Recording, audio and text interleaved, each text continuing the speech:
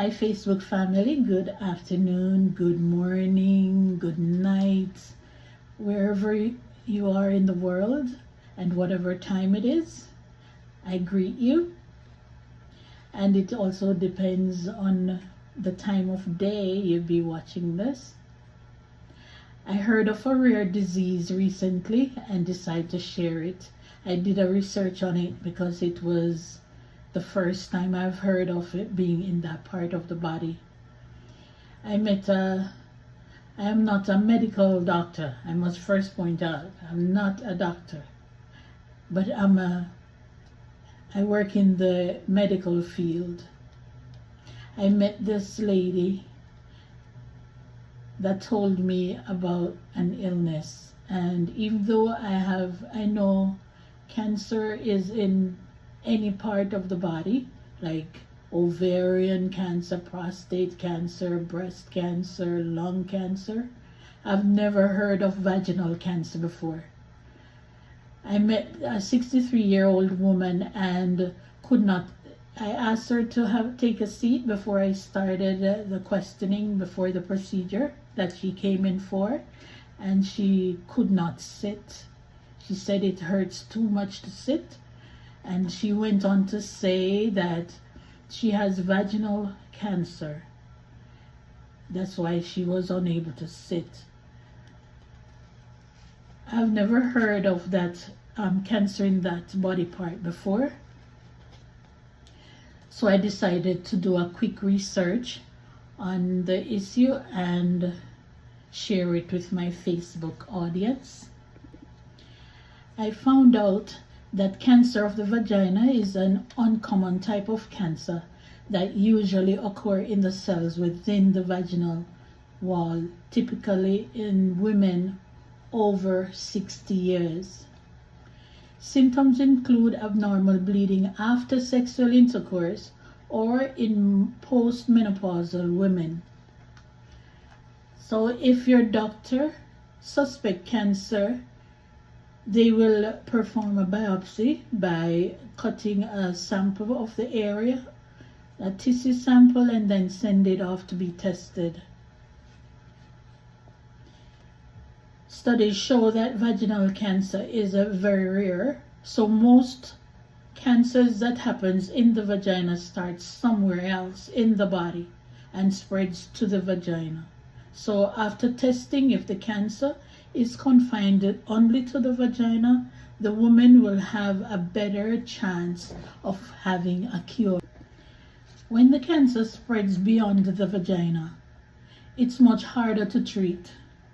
The scary part is that this type of cancer may not cause any symptoms at first, but as it spreads, the patient experiences unusual bleeding, vaginal discharge, lump or mass in the vagina, painful and frequent urination, constipation, and pelvic pain.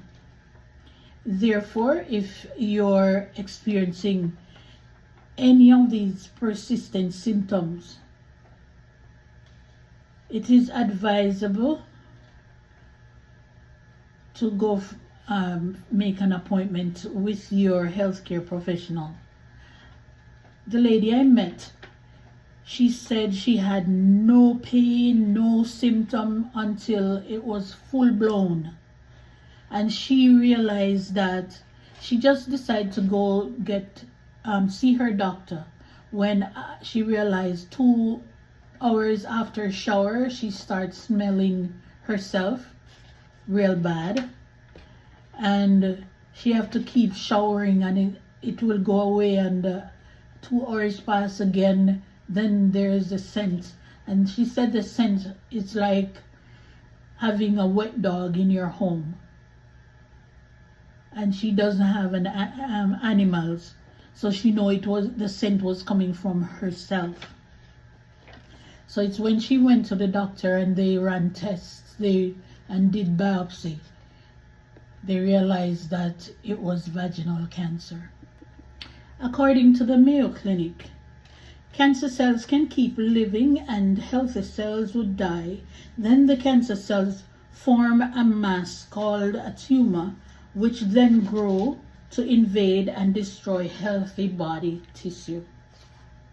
Most DNA changes that leads to vaginal cancers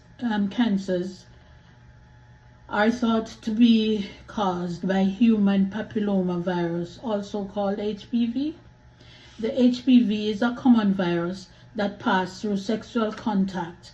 For most people, the virus never causes cancer. It usually goes away on its own. But for some, the virus can cause changes in the cells that may lead to cancer. Some of the risk factors that may increase the risk of vaginal cancer include increasing age, thus the cancer occurring in women 60 and older. The risk of vaginal cancer increase with age happen mostly in older adults.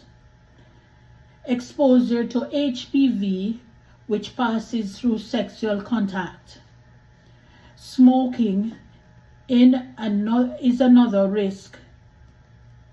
Exposure to miscarriage prevention medicine called diethylstilbestrol or DES is also linked to a type of vaginal cancer called adenocarcinoma.